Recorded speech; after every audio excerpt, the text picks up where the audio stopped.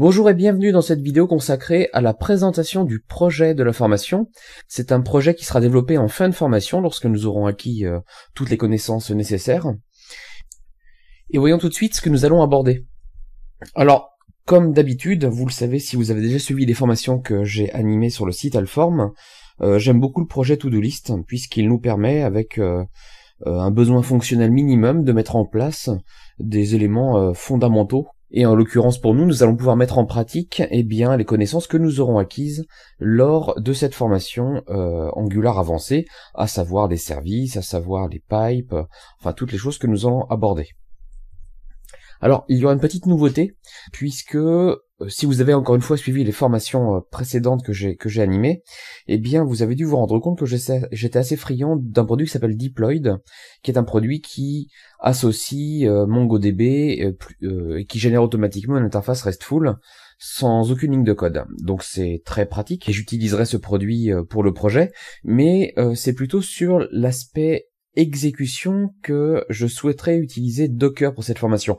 Il y a plusieurs raisons à ça. La première raison, c'est que depuis peu, Alform propose une formation Docker qui va vous permettre de comprendre le mécanisme de fonctionnement de Docker, mais j'aimerais amener mon point de vue de développeur sur cette utilisation.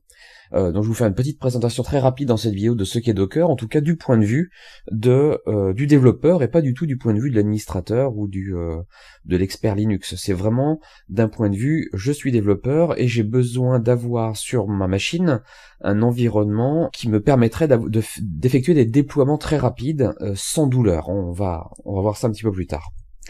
Et puis du coup, bien sûr, on présentera les différents outils également qui vont participer à la réalisation de ce projet. Mais encore une fois, la grande nouveauté, ce sera Docker. Alors le projet To-Do List, comme vous le savez, c'est un projet qui est très répandu lorsqu'on veut découvrir un nouvel outil. C'est souvent le cas pour les frameworks. Vous savez qu'en général, pour les langages, eh bien en fait, on implémente le Hello World, qui rassure la plupart du temps, puisque à partir du moment où on est capable d'afficher quelque chose à l'écran, ça nous laisse penser qu'on est capable de conquérir la Terre entière. Eh bien, pour un framework, le Hello World ne suffit pas, il faut un projet un petit peu plus consistant, et la To-Do List fait ce boulot-là. Et d'ailleurs, il y a des sites consacrés au sujet, puisque si vous allez sur le site todomvc.com, eh bien vous allez voir une implémentation de ce projet-là avec la plupart des outils connus. Voilà, donc on a ici, pour du JavaScript, on a ça, Knockout, enfin des frameworks fondamentaux. Voilà, et notez que je vous en avais déjà parlé dans la formation Angular les fondamentaux. Si vous allez sur le GitHub du site, eh bien en fait vous avez bien sûr la page n'est pas à jour, il faut aller sur le GitHub pour voir la totalité des projets Angular 2, ou plutôt Angular est bien sûr présent, et donc vous pourrez comme ça voir la façon dont c'est implémenté. C'est intéressant pour des projets simples de pouvoir s'appuyer sur ce genre de base. Voilà. J'avais aussi évoqué le fait qu'il fallait suivre sur vos réseaux sociaux au moins cette personne-là, Adi Osmani qui est une personne qui travaille chez Google, vous voyez, ingénieur chez Google, et qui est souvent à l'origine de pas mal d'outils intéressants. Bref, c'est une personne à suivre pour avoir une veille autour du monde JavaScript assez, avec les bonnes références.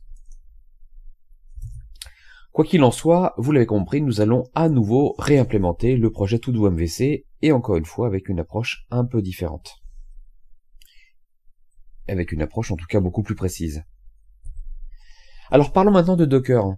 Ce chapitre s'appelle le serveur et la base de données pour évoquer le fait que nous allons y mettre le serveur web qui va distribuer les pages contenant Angular et bien sûr la base de données. Alors pour vous présenter Docker très rapidement, il faut absolument que vous ayez en tête cette petite phrase que vous avez certainement déjà dite. Je comprends pas, ça fonctionne sur ma machine. Et en général, la phrase est un petit peu plus vulgaire que cela. Que veut dire cette phrase? Eh bien tout simplement que vous avez développé la totalité de votre application sur votre machine. Peut-être avez-vous utilisé, pourquoi pas, l'Angular CLI qui vous offre un minimum, un serveur web minimum. Vous avez installé votre base de données en local, vous avez fait tout ce qu'il faut pour que votre application puisse être développée sur votre poste de développeur. Vous avez vraiment ciselé un environnement de développement qui est parfait. Le problème, c'est que lorsque la mise en production, alors évidemment, en général, on n'attend pas la production, on va déjà le faire soit sur un serveur de test, ensuite sur un serveur de pré-prod, et ensuite un serveur de prod. Mais en tout cas, le problème, c'est qu'il y a souvent un gap entre la configuration de l'environnement de travail que vous avez pour développer, et bien sûr, au final, l'environnement de production. C'est pour ça que la phrase « je ne comprends pas, ça marche sur ma machine » est tout à fait évidente et tout à fait naturelle, puisque nous avons fait en sorte que notre machine contienne la totalité des dépendances liées au développement de notre application. Et évidemment, en production, on a d'autres difficultés, des problèmes de droit, des problèmes de version, d'outillage, enfin, bref, s'il peut y avoir un problème, le problème arrivera. Vous savez, c'est le principe de la loi de Murphy. Eh bien, pour résoudre cette problématique de je comprends pas, ça marche sur ma machine, on a deux solutions. La première solution, c'est de mettre votre machine en production. Même si ça n'a aucun sens, notez bien que l'idée est séduisante, puisque vous allez simplement, imaginer mettre votre machine en production, et de cette façon-là, évidemment, ça va marcher comme il faut. L'autre solution, bien sûr, serait, de faire en sorte que la production vienne dans votre machine. À savoir, c'est un petit peu plus complexe, puisqu'il faudrait soit, bien sûr, cloner complètement la machine de prod et la mettre sur votre machine, et travailler directement dessus. Et bien sûr, le fantasme ultime, ça serait de dire, je prends la machine, je la débranche, je la mets dans mon bureau et je travaille dessus. Et je remets le serveur en prod ensuite. Tout ça n'a aucun sens, bien sûr, mais on peut tout de même simuler ce comportement-là. Comment va-t-on faire ? Eh bien, le premier outil qui nous permettrait de faire ça, c'est le principe des machines virtuelles. Le principe des machines virtuelles va vous permettre de configurer justement la production virtuellement sur votre machine de développeur. Il suffit pour ça d'installer dans un premier temps l'outil qui s'appelle VirtualBox, et cet outil VirtualBox, que vous connaissez certainement, va vous permettre d'installer, si vous êtes sur Windows, un Linux, si vous êtes sur Linux, un Windows, pourquoi pas même un Mac, soyons fous. Enfin, bref, vous allez de cette façon-là pouvoir installer une application complète. Alors bien sûr, comment cela fonctionne-t-il ? Si vous allez sur le site ici, vous avez quelques captures d'écran, voilà, où vous allez pouvoir de cette façon-là, on vous montre ici une image, voilà, vous allez en fait ici avoir dans la partie gauche, avoir des différentes machines virtuelles, et puis bien sûr, en cliquant sur Run, vous allez pouvoir exécuter ça dans un environnement fenêtré.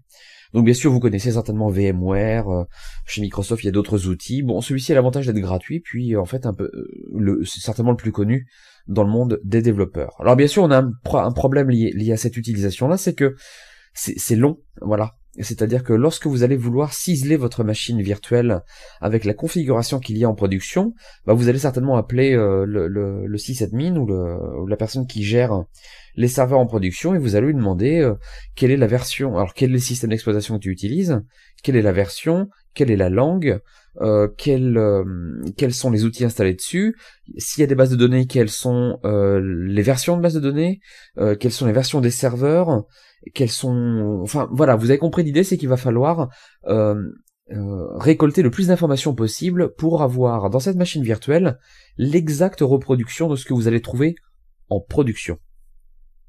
C'est intéressant, mais c'est long. Alors comment va-t-on faire pour régler cette problématique de longueur? D'autant plus qu'il y a un problème que je n'ai pas évoqué, c'est le partage. Si vous devez travailler avec un collègue sur le même projet, vous allez certainement souhaiter lui donner votre machine virtuelle de façon à ce qu'il travaille lui aussi dans son environnement, sur sa machine, mais avec la même configuration. C'est compliqué de partager une machine virtuelle parce que c'est très lourd, ça prend plusieurs gigas la plupart du temps. La raison est simple, c'est que regardez les slides et regardez la partie dans ce schéma à gauche, regardez tout ce qu'il faut faire en fait. On doit installer ce qu'ils appellent le guest OS. Le guest OS, c'est-à-dire bien sûr le Windows, le Linux, etc. C'est déjà un petit peu volumineux, et bien sûr après par-dessus va se rajouter tout votre outillage, les binaires et votre application. Donc c'est très très difficile de partager cette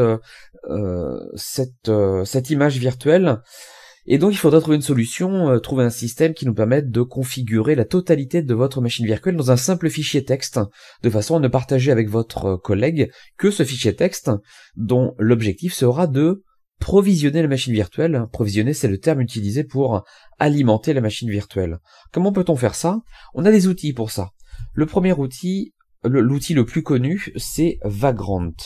Vagrant est un outil qui va vous permettre de créer un Vagrant file. Alors c'est un outil qui s'installe en ligne de commande, hein. Enfin c'est un outil qui s'installe habituellement, c'est un exécutable sous Windows, mais ça s'utilise en ligne de commande, et ça s'utilise, si nous allons sur le Get Started, alors, je vous laisserai, vous irez sur le site Vagrant Up et vous regarderez la documentation, mais tout ce qu'on a besoin de faire, voilà, c'est l'installer.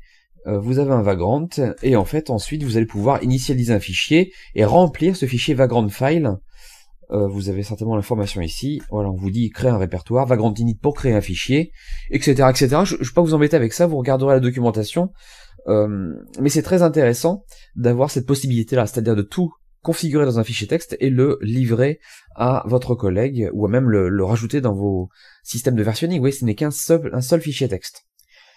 Le problème, puisqu'il y en a toujours un, c'est que ça aussi c'est long. Ça aussi c'est très long à faire. Bien sûr, il faut le faire ce fichier Vagrant. Il faut indiquer la version, etc. Bien sûr, ça se fait une fois et c'est facile à partager, mais il faut le faire.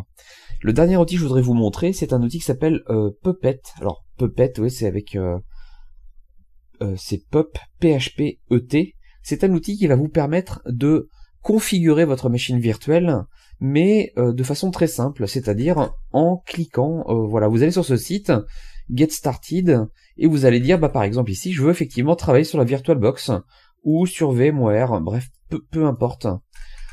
Vous allez ensuite sélectionner une distribution, alors c'est très orienté Linux, puisque vous l'avez compris, c'est surtout pour les développeurs PHP, donc bon, voilà, il y a du Linux. Vous allez bien sûr donner quelques informations techniques liées à votre à la configuration, voilà, réseau en l'occurrence de votre machine virtuelle. Bon bref, il faut choisir les bonnes IP, etc. Et vous avez compris l'idée, c'est qu'on va en fait faire du next. Voilà, vous allez remplir à chaque fois, les formulaires sont très simples. Vous passez à l'étape suivante, et vous voyez que toutes les étapes sont recensées dans la colonne de gauche. Vous allez pouvoir par exemple sélectionner les packages système, quel web server vous allez souhaiter utiliser. Par exemple, on vous propose Nginx, qui est un serveur très rapide. C'est celui que nous allons utiliser d'ailleurs dans la démonstration Docker juste après. Apache, si vous le souhaitez. Enfin, vous voyez ce que je veux dire, c'est que vous allez pouvoir de cette façon-là, ciseler, mais cette fois sans douleur, puisqu'il suffit de répondre aux différentes questions. Et puis de toute façon, ce que vous allez générer au final ici, ça sera téléchargeable dans un zip. Vous aurez un fichier config.yml qui sera disponible. Et si vous souhaitez changer votre configuration, il suffira de glisser le fichier config.yml sur le site web directement, qui va le recharger. Donc c'est très bien fait. Je finis juste pour vous montrer, qu'il y a un support de base de données assez riche, hein. On a du MariaDB, MySQL jusqu'à du NoSQL avec du Mongo, du Redis, etc. Des gestionnaires de queue pour faire de la communication asynchrone entre applications. Gestionnaire de Mailhog, très très très pratique ça, Mailhog, puisque ça permet d'intercepter des emails sortants. Moi ça m'est déjà arrivé d'envoyer des mails par erreur à une base de données. Ça m'est arrivé qu'une fois, mais on s'en souvient. Parce que vous savez, en général, quand on a une table qui contient des adresses email, quand on veut tester un mailing, on a tendance à justement oublier de faire la modification de la colonne email, et du coup tous les mails partent. En fait, Mailhog, quand vous le sélectionnez, intercepte tous les mails sortants de votre machine virtuelle et va vous les livrer dans une application web qui va tourner sur le port 8025. Donc tout ça, vous voyez, est assez pratique, est assez riche et plutôt bien fait. Et puis au final, on a résolu pas mal de problèmes en fait, puisque là on voit bien que c'est tout. Bien sûr, vous l'avez compris, ça fonctionne avec Vagrant à ce Puppet. Ça va générer un Vagrant file de façon très intelligente, et comme ça, vous pourrez bien sûr partager ça avec votre collègue, et vous n'aurez pas eu un seul problème technique. Même si je sais bien qu'on aime bien bidouiller cet aspect-là, il y a un moment où on a besoin d'être productif, et il faut absolument que l'environnement fonctionne tout de suite.